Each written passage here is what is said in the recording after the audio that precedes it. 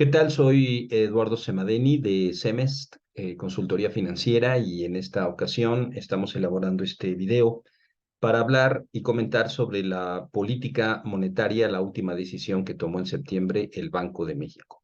Obviamente, esta es una decisión muy importante que todas las empresas deberían de tomar en cuenta, aunque la verdad es que no se le toma muy en cuenta. Se le considera, pero no se le toma en cuenta para la planeación financiera y eso es un error. Por esa razón es que nosotros lo queremos ahorita comentar con ese fin, con ese propósito y trataremos de explicar por qué debe ser un punto importante y por qué y qué deberíamos estar esperando en cuanto a esta cuestión de la política monetaria, ¿verdad? Para ello vamos a mostrar esta presentación como lo hemos hecho siempre a fin de que sea un poco más fácil poder comprender este punto. Aquí está, hablaremos sobre política monetaria, decisión de septiembre del 2023. Es lo que estaremos viendo a continuación. Bien, no hay que olvidar que para poder entender esto de la política monetaria, no hay que olvidar que el mandato constitucional del Banco Central, es decir, del Banco de México, es que mantenga la inflación en términos porcentuales en un nivel manejable, de tal manera que el peso de la gente, del dinero de la gente, no pierda poder adquisitivo. Aquí en México la meta para lograr ese manejo de la inflación adecuada es del 3%, es decir, que la inflación no pase del 3% más menos un punto, es decir, entre 2 y 4%. Para el Banco de México, 4% ya es un nivel que debe de preocupar y por lo tanto él va a tratar de mantener la tasa dentro de estos márgenes, pero obviamente tendiendo siempre al 3%. ¿Cómo consigue esto el Banco de México? Bueno, aquí vamos a explicarlo a través de una gráfica que ellos mismos publican, la publicaron en su último reporte del trimestre, y lo que vemos es lo siguiente. Como ustedes pueden darse cuenta, lo que es la curva negra indica la subida de los precios después de la pandemia, entre 2020 y 2021. Aquí vemos nosotros lo que es la meta del Banco de México. Todo esto se ha ido disparando la inflación durante ese tiempo. ¿Qué hace el Banco de México? Reacciona de esta manera. Sube la tasa de interés, que como vemos aquí la subió más del 100% de mayo del 2021 a lo que va a la fecha. Estando la tasa alrededor del 4%, la llevó ya al 11.25%. O sea, es una subida bastante importante. ¿Por qué hace esto el Banco de México? Porque al subir la tasa de interés, hace que las empresas se inhiban o de alguna manera evitan ya pedir más dinero prestado porque ya el crédito es alto, es decir, la tasa de interés es alta. Cuando las empresas hacen esto, entonces lo que hacen es empiezan a cancelar proyectos de inversión y muchas veces empiezan a bajar la producción, ¿verdad? ¿Por qué razón bajan la producción? Bueno, pues primero porque no tienen capital y por otro lado porque también entienden que al subirse las tasas de interés, y es algo que nosotros también debemos entender, pues obviamente no solamente le pega a las empresas, también le pega a los consumidores. El crédito para ellos también sube. Por lo tanto, la gente está menos dispuesta a consumir y baja automáticamente el consumo por las altas tasas de interés, sobre todo cuando se manejan tarjetas de crédito o préstamos hipotecarios o préstamos automotrices, etcétera. Por lo tanto, las empresas, por estas dos razones, su decisión es producir menos. Lo que van a encontrar ellos es que al bajar la demanda, bajan sus ingresos, por lo tanto tienen que bajar sus costos y una de las cosas que hacen es bajar sus costos fijos, lo cual representaría en un momento dado, pues empezar a despedir gente o darle las gracias a la gente y obviamente las personas cuando se les quita el empleo se quedan sin ingresos y eso hace que la demanda se caiga más fuerte. Por lo tanto, entonces, ¿qué pasa con los precios? Los precios, como se ve aquí en la gráfica, empieza a ceder, como lo vemos precisamente aquí. De una tasa a niveles del 9%, ya está un poquito por arriba del 4%. Sin embargo, aquí hay un problema. Aunque ha bajado la tasa de inflación, sin embargo, el Banco Central, si ustedes se dan cuenta, en las últimas decisiones ha mantenido la tasa de interés en ese nivel. Ya no la ha subido más, pero ya la ha mantenido. Y de acuerdo a lo que ha dicho la Junta de Gobierno del Banco de México, es que la va a mantener así por un tiempo prolongado. ¿Cuál es la razón? Ellos presentan esta proyección, que es un cuadro que aparece en el documento de la decisión del Banco de México, esta fue la de septiembre, y encontramos aquí dos razones. Una, fíjense que ellos esperan que la inflación esté al 3% alrededor del segundo trimestre del 2025 y no del cuarto trimestre del 2024 como lo tenían pensado anteriormente. Aquí lo vemos, ¿sí? Ahora esperan que va a ser hasta el 2025. Eso está provocando en el Banco de México tomar esta decisión. Por otro lado, hay una inflación que se llama subyacente, que quita todos los bienes y servicios que tengan que ver con ciertos precios muy volátiles, tendenciosos a la alza, como alimentos y energéticos. Y eso obviamente hace o debería hacer suponer que esta inflación subyacente, donde le quitamos alimentos y energía, pues debe ser menor a la general, y eso es lo que se debería de esperar, y eso es lo que debería de pasar. Pero no está pasando así. Desde el cuarto trimestre del 2022, si se dan cuenta, la inflación general ha estado por abajo de la subyacente, es decir, la subyacente está más alta que la general y esto es un problema inflacionario. Y así se ha mantenido. Así se ha mantenido. ¿Cuándo espera el Banco de México que va a haber un cambio? Todavía para el primer trimestre se ve que la inflación subyacente es mayor en 4.5 contra 4.4. Y ya en el segundo trimestre, entonces ahora sí, la inflación general va a estar por arriba, de acuerdo a la proyección del Banco de México, va a estar ya por arriba de la subyacente. Debido a que esto va a ocurrir hasta el segundo trimestre del 2024 y que la meta del 3% se va a lograr hasta el segundo trimestre del 2025, el Banco de México mantendrá las tasas de interés altas por un tiempo prolongado. Y eso es lo que se debe tomar en cuenta sin duda. ¿Cuáles son algunos factores, ya que entendimos, cuáles son los factores que mantienen o mantendrían la inflación a la alza y por lo tanto tasas de interés altas? Entre algunas de ellas es, dice aquí el Banco Central, este también viene en el documento, persistencia de la inflación subyacente en niveles elevados. Es decir, lo que estábamos comentando hace un momento.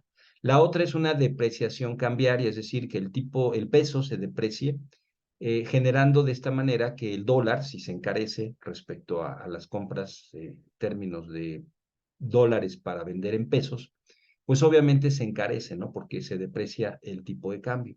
Por lo tanto, estos costos se los pasan al consumidor y eso provoca que los precios de los bienes y productos empiecen a subir, ¿verdad? Entonces, la depreciación cambiaria es una razón.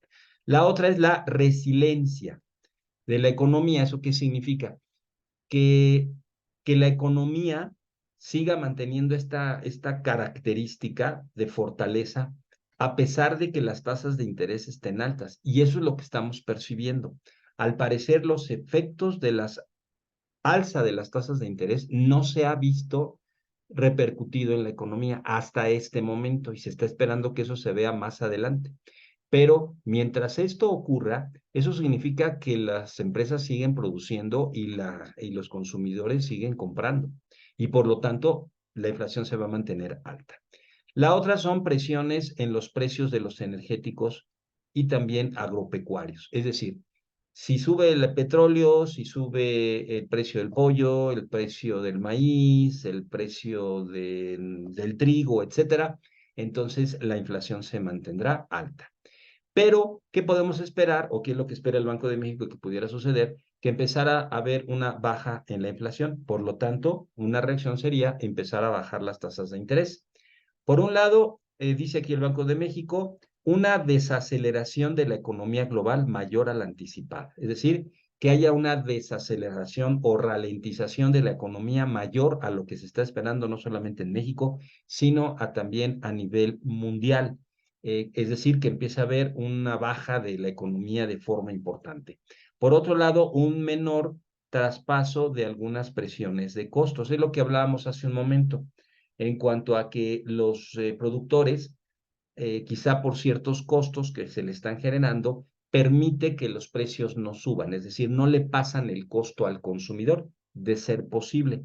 ¿Cuál pudiera ser esa una razón? Pues la apreciación del tipo de cambio, es decir, que el dólar baje con respecto al peso. Y por lo tanto, los productos que se venden en el banco, en el mercado internacional, pues sean baratos. Y por lo tanto, los que importan este tipo de suministros o materias primas o commodities, por lo tanto, no se vean en la necesidad de pasar ese costo a los consumidores. Y eso provocaría que la baja de la inflación. Entonces, estos son algunos factores que debemos tomar en cuenta cuando estemos oyendo o leyendo alguna información económica financiera para que nos demos una idea de qué es lo que pudiera estar pasando. Ahora, ¿por qué preocupa o por qué debería de interesarle a las empresas?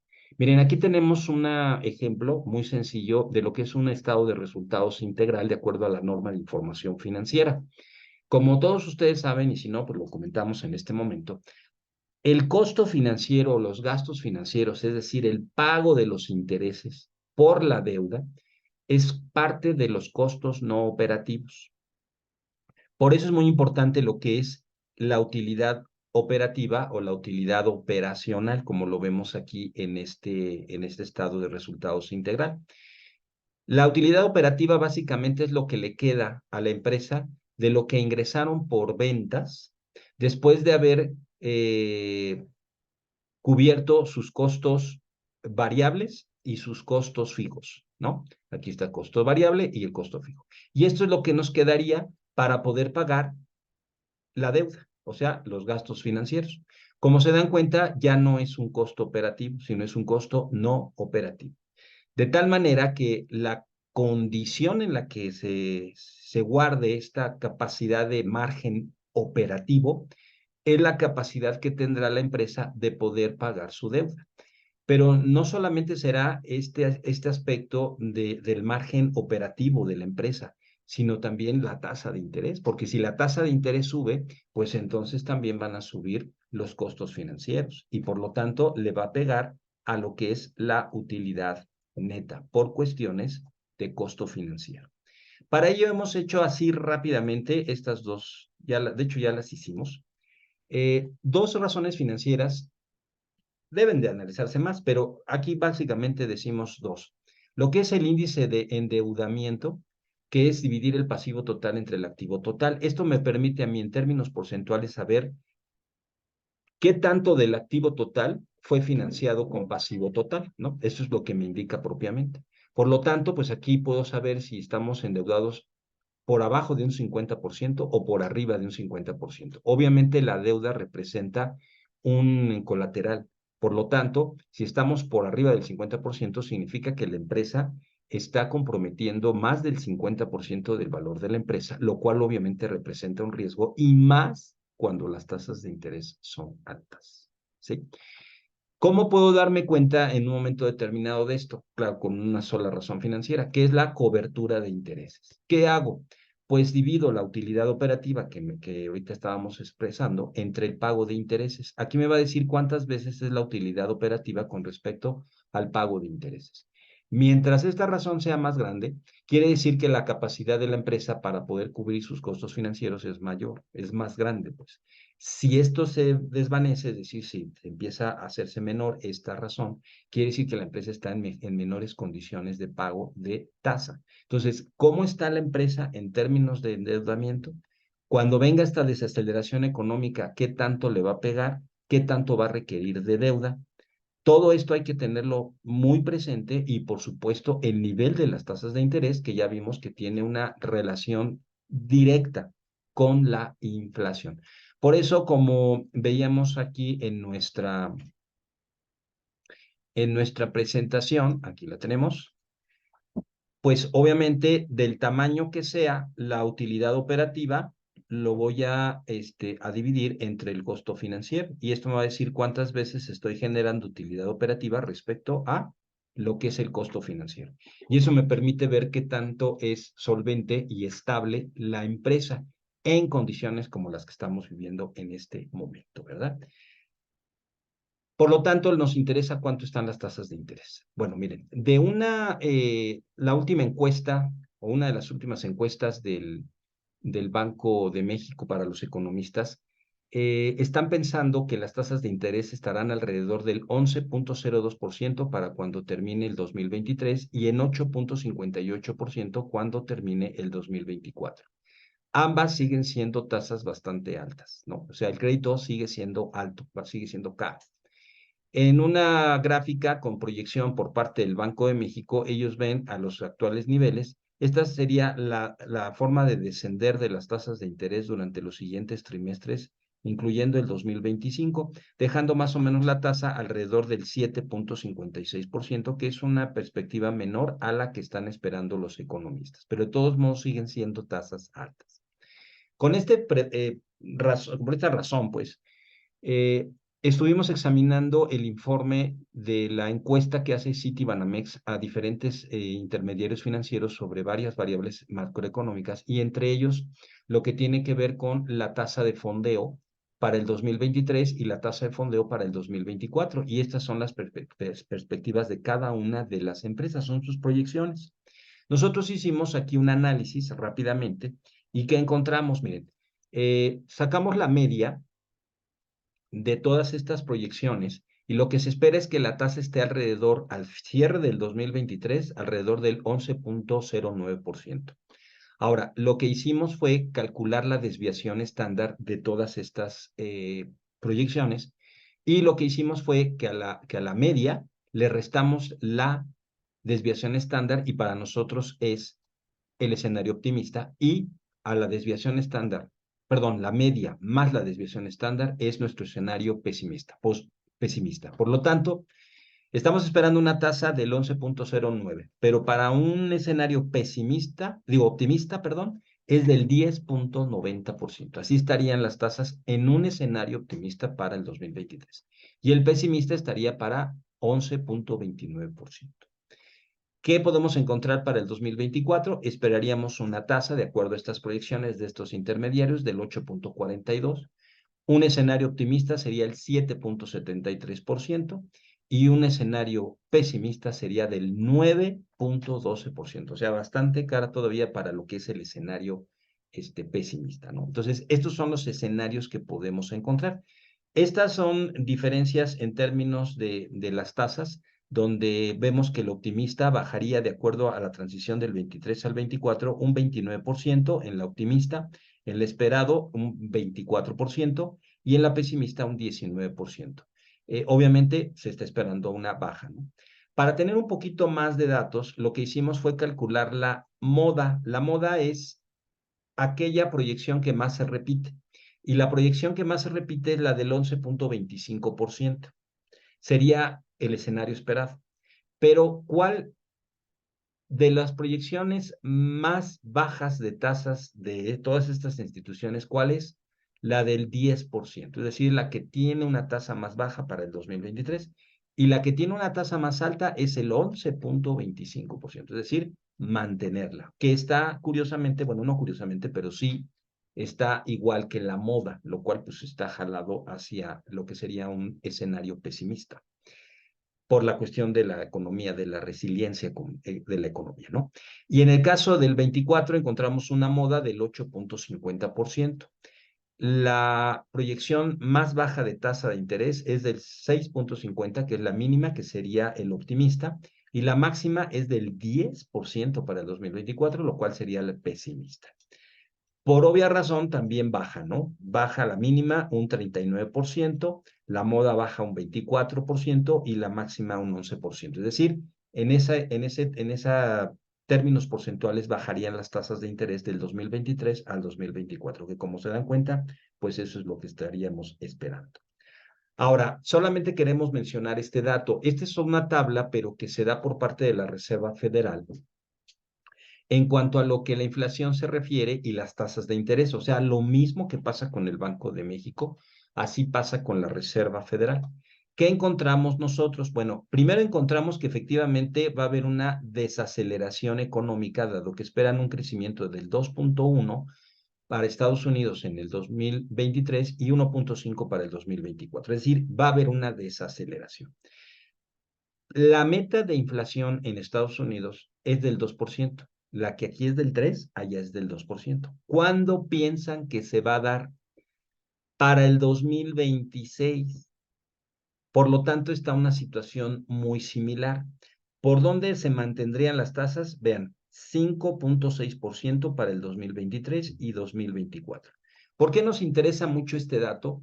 Porque esto pudiera generar algunos de los factores que dice el Banco de México. Por ejemplo, si la Reserva Federal sigue subiendo las tasas y el Banco de México no, eso va a crear que se va a agrandar a favor de las tasas en Estados Unidos el margen que hay entre Estados Unidos y México. Eso pudiera provocar que se empezaran a vender los pesos y a comprar dólares, lo cual llevaría a una depreciación del peso mexicano, con sus respectivas repercusiones. Y eso es lo que deberíamos de estar viendo. Pero por lo pronto, para la Reserva Federal, por lo pronto, si no sube las tasas, las va a mantener ahí por un tiempo prolongado de igual manera, ¿no? Entonces, es algo que queremos tomar en cuenta. Este es un mapa en términos de puntos donde se ve que para lo que es el 2023 que tenemos aquí, sí esperan que la tasa esté alrededor del 5.5%, ¿no? Por lo tanto, lo que se espera en Estados Unidos actualmente por los mercados financieros es que las tasas de interés ya no van a seguir subiendo, sino que se van a mantener por ahí. Depende de cómo se vaya presentando la inflación en los Estados Unidos. Lo que sí es que como en México se ve que se espera una baja en la tasa de interés. Estos son algunos datos que hemos querido dar para que se tomen en cuenta, que lo utilicen para poder hacer sus cálculos dentro de sus planeaciones financieras en el caso de las empresas. Pero como ustedes saben, nosotros lo que hacemos es precisamente ayudar a las empresas, apoyarlas, sobre todo las pymes que no tienen un área financiera, para poder hacer un diagnóstico financiero de las empresas a través de sus estados financieros y obviamente también a través de un análisis del entorno actual de la economía que pues no solamente aplica a lo que es la política monetaria, sino algunos otros aspectos. Pero lo importante es que nosotros apoyamos a las empresas, así que si ustedes creen que les podemos ayudar, nos ponemos a su servicio para que se comuniquen con nosotros y podamos ayudarles a poder manejar esta información que como siempre la manejamos totalmente confidencial, ¿verdad? Y la manejamos solo y exclusivamente con la empresa. Pero el objetivo precisamente es ayudar a que las empresas puedan determinar cuál es su condición y cuál es su perspectiva hacia adelante, tanto en términos internos como en términos externos, refiriéndonos al ámbito financiero y económico, ¿verdad? Así que bueno, nos dio mucho gusto. Si les agradó este video, pues podemos pedirles que les den un like, a fin que a ustedes no les cuesta nada, absolutamente nada. Y obviamente también les pediríamos que se suscribieran. Nuestro propósito es ir creciendo para poder ayudar a más empresas en este sentido, a poder promover la cultura financiera. Por lo pronto, pues agradecemos muchísimo su atención a este video y pues nos estaremos viendo a la próxima para poder hablar todavía sobre estos temas y otros relacionados con la economía y las finanzas. Muchas gracias, que la pasen muy bien. Buenas, buenas, buenas.